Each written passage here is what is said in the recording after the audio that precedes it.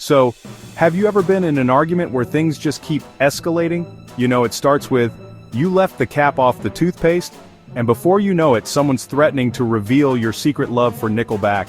Well, imagine that, but with countries. And instead of embarrassing musical tastes, they're threatening each other with giant, city-destroying rockets. It's a bit more serious, I'll admit.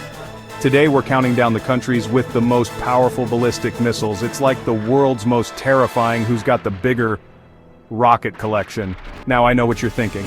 Nihal, this sounds a little intense.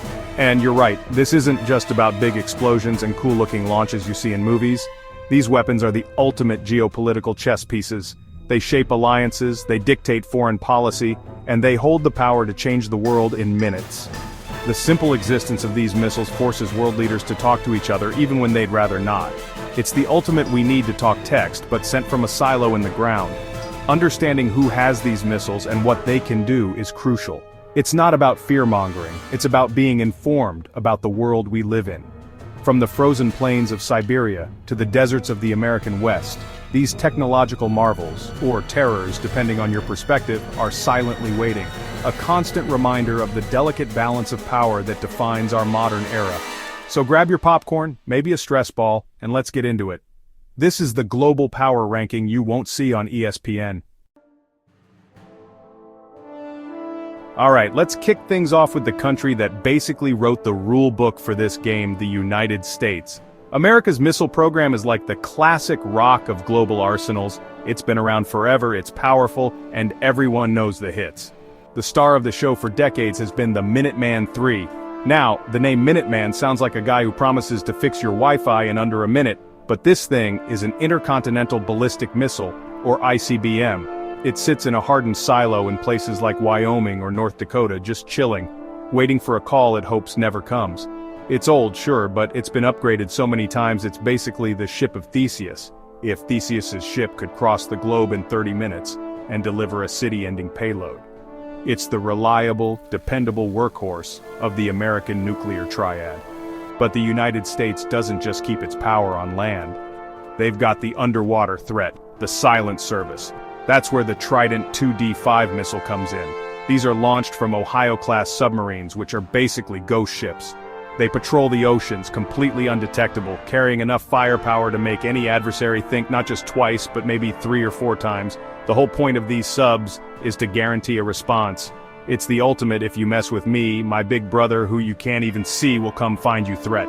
The Trident II is known for its incredible accuracy. It's like a world champion dart player who just happens to be throwing nuclear warheads from under the sea. So you've got the land-based Minuteman and the sea-based Trident. Together, they form the backbone of America's strategic deterrent. It's a strategy built on a simple, terrifying promise. Don't even think about it. This arsenal isn't just about having the weapons, it's about projecting an image of unassailable strength. It's the reason American presidents walk into negotiations with a certain swagger. They know they have the ultimate insurance policy, a global get-out-of-jail-free card that they hope they never, ever have to play.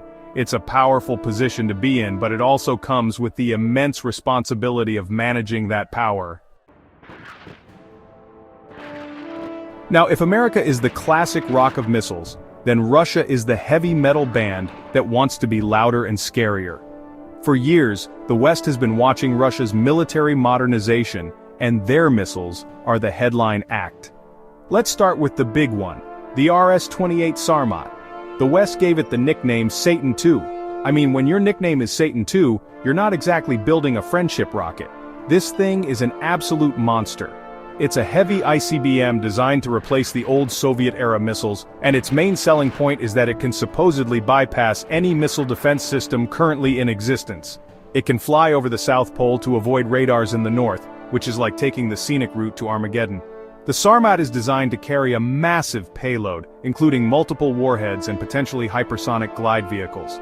Think of it less as a single bullet, and more as a shotgun blast that can maneuver mid-air. It's Russia's way of saying, you built a shield, that's cute. We built something that goes around it, over it, and probably through it.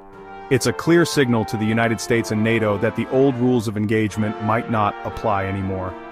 And Russia has been very, very proud to show it off in parades, a big, shiny reminder of their capabilities. Then there's the older, but still very potent Topol-M. This one is mobile. It's mounted on a massive 16-wheeled truck that can drive through forests and hide, making it incredibly difficult to find and destroy before it launches. So while America relies on hardened silos and silent submarines, Russia has leaned into overwhelming power and mobility.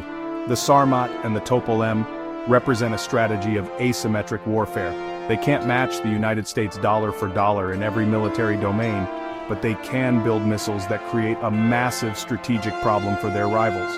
And with the recent news of their hypersonic Oreshnik missile, which seems to be a new class of weapon altogether, Russia is making it very clear that in this high-stakes game, they are not just playing defense, they are innovating and pushing the boundaries of what's possible, and frankly, what's terrifying. Now let's turn to the rising power in this global equation, China. For a long time, China's missile force was seen as primarily regional, focused on its immediate neighborhood, but that has changed, and it has changed fast. China's military expansion is happening at a breathtaking pace, and their missile program is the crown jewel of that effort. The star player here is the DF-41 or Dongfeng 41, which translates to east wind, and this wind can blow a very long way. It's a solid-fueled, road-mobile ICBM, which means it can be moved around the country and launched relatively quickly.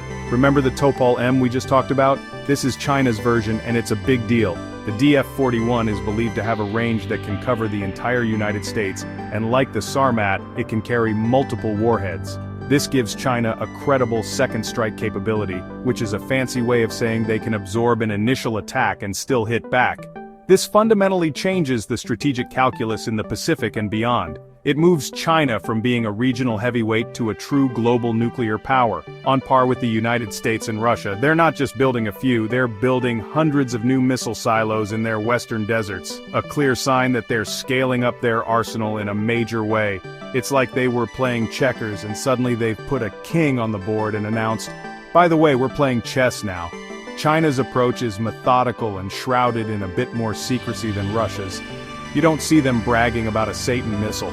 Instead, they reveal these systems in highly choreographed military parades, presenting them to the world as a finished product, a testament to their technological prowess. This rapid growth is forcing the United States and its allies to completely rethink their defense strategies. The DF-41 and the broader Chinese missile family, including their hypersonic weapons, aren't just weapons. They are symbols of China's ambition and its challenge to the existing world order. They are building a great wall of missiles, and the world is taking notice. Alright, let's shift our focus to a different part of the world, to a country that finds itself in a very, very tough neighborhood, India. India's missile program wasn't born out of a desire for global domination like the Cold War superpowers, it was born out of necessity. When you share borders with two nuclear-armed rivals, Pakistan and China, your defense policy tends to be a little more proactive. You don't just get a guard dog, you get a guard dog that breathes fire and has a PhD in strategic studies, and India's fire-breathing dog is the Agni missile series. Agni means fire in Sanskrit, and it's a fitting name. The pinnacle of this program is the Agni V. This is India's first true intercontinental ballistic missile. With a range of over 5,000 kilometers, it can reach all of China, as well as parts of Europe and Africa. This is a huge deal for India. It's not about threatening Washington or Moscow. It's about establishing what's called credible minimum deterrence. It's India's way of saying to its neighbors, particularly China, "We can reach you, so let's all just calm down and stick to diplomacy." The Agni V is a strategic equalizer, leveling the playing field in a region fraught with tension. It's less about starting a fight, and more about making sure no one wants to start a fight with you. The development of the Agni V has been a source of immense national pride in India. It showcases the country's growing technological and scientific capabilities. Unlike North Korea's program, which is met with international condemnation, India's program is largely seen as a defensive measure for a democratic nation in a volatile region. Each successful test of the Agni V is celebrated as a step towards greater security and self-reliance. It's a powerful symbol that India is no longer just a regional player, but a major power that can and will defend its own interests on the world stage, armed with a very, very big stick. And finally, we come to the country that makes everyone nervous, the wild card of the nuclear club, North Korea. While other countries in this list are established powers with, let's say, slightly more predictable behavior, North Korea's missile program is a constant source of international drama. It's like that one guy in your friend group who's always threatening to do something crazy, and you're never quite sure if he's joking. Except in this case, the crazy thing is launching a missile that could potentially carry a nuclear warhead. Their marquee missile is the Hwasong-17. Analysts have dubbed it the monster missile. The Hwasong-17 is massive.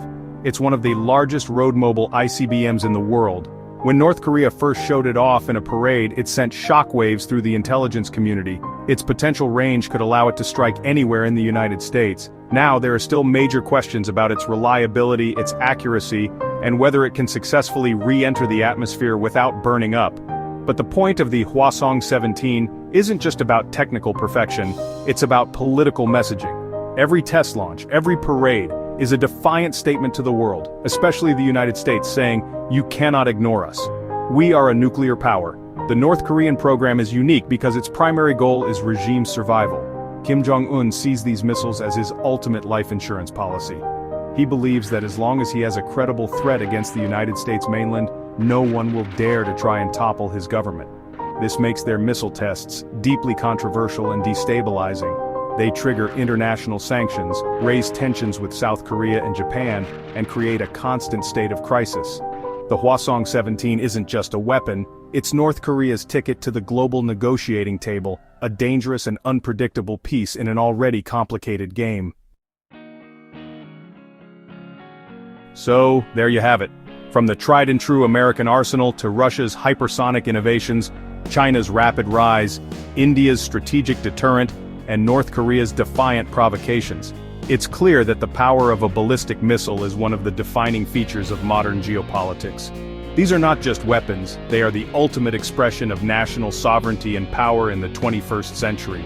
They are the reason foreign ministers pick up the phone, the reason spies are sent, and the reason treaties are signed. They create a fragile, terrifying kind of peace, a stability built on the promise of mutually assured destruction. The existence of these arsenals is a paradox. On one hand, they are the most destructive inventions in human history, capable of ending civilization as we know it. The thought of them ever being used is genuinely chilling. On the other hand, some argue they have prevented a third world war between major powers. For over 70 years, no two major nuclear powers have fought a direct, large-scale war. Is it because of these missiles? It's a difficult, uncomfortable question with no easy answer. This technology represents both our greatest genius and our deepest folly, all wrapped up in a single, terrifying package. The world of ballistic missiles is constantly evolving, with new technologies like hypersonics changing the game yet again. Keeping up with these developments isn't about being a warmonger, it's about being a responsible global citizen. Understanding the forces that shape our world, even the scary ones, is the first step toward advocating for a safer, more secure future for everyone. Stay informed, and remember, knowledge is the best defense. Thanks for watching.